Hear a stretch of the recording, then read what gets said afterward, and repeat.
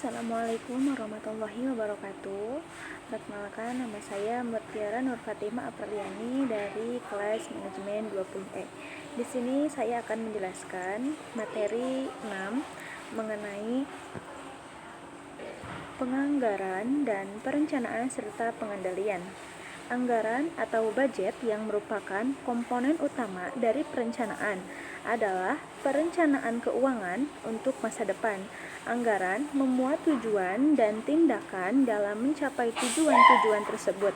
Penganggaran tersebut adalah penyusunan rencana tindakan yang dinyatakan dalam kerangka keuangan. Sebelum menyusun anggaran, organisasi terlebih dahulu harus mengembangkan rencana strategis. Rencana strategis atau strategic plan mengidentifikasi strategi aktivitas dan operasi masa depan yang biasanya berjangka 5 tahun. Organisasi dapat menerjemahkan keseluruhan strategi ke dalam organisasi, dapat menerjemahkan keseluruhan strategi ke dalam tujuan jangka panjang dan jangka pendek. Tujuan-tujuan tersebut menjadi dasar bagi menyusun anggaran. Dengan demikian, terdapat hubungan yang erat antara anggaran dan rencana strategis. Tujuan anggaran. Ada 4 tujuan anggaran. Yang pertama, memaksa manajer membuat rencana. Yang kedua, memberikan informasi sumber daya yang dapat meningkatkan kualitas pengambilan keputusan. Yang ketiga adalah sebagai standar bagi evaluasi. Dan yang keempat yaitu meningkatkan komunikasi dan koordinasi. Selanjutnya ada dimensi penganggaran. Ada 2 hal. Yang pertama, bagaimana anggaran dibuat, dan yang kedua, bagaimana anggaran digunakan untuk mengimplementasikan rencana organisasi. Adapun pembuatan anggaran. Yang pertama, pengarahan dan pengorganisasian harus ada orang yang bertanggung jawab untuk mengarahkan dan mengkoordinasikan seluruh proses anggaran organisasi. Selanjutnya, anggaran induk atau rencana keuangan komprehensif untuk keseluruhan organisasi. Anggaran induk dapat dibagi menjadi anggaran operasi dan anggaran keuangan. Adapun anggaran operasi ada 2 macam. Yang pertama, menjelaskan aktivitas yang menghasilkan pendapatan untuk perusahaan, yaitu penjualan, produksi, dan persediaan barang jadi. Hasil utama dari anggaran operasi adalah laporan laba rugi yang dianggarkan. Yang kedua jenisnya yaitu anggaran penjualan, anggaran produksi, anggaran pembelian dan pemakaian bahan langsung, anggaran TKL, anggaran OHP, anggaran biaya penjualan dan ADM umum, anggaran persediaan akhir barang jadi, anggaran HP produksi, dan anggaran HP penjualan. Ada beberapa anggaran. Yang pertama, anggaran keuangan terkait dengan masalah keuangan berupa kas tersedia, pembiayaan, dan penerimaan kas. Yang kedua ada jenis anggaran keuangan yaitu anggaran kas, anggaran laba rugi, dan anggaran neraca. Yang kedua, anggaran untuk evaluasi kinerja. Yang pertama, menentukan bagaimana jumlah yang dianggarkan dibandingkan dengan hasil aktual dan mempertimbangkan dampak anggaran untuk itu terhadap perilaku manusia. Selanjutnya, anggaran statis dan anggaran fleksibel.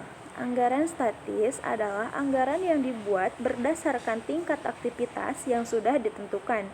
Karena anggaran statis tergantung pada tingkat aktivitas tertentu.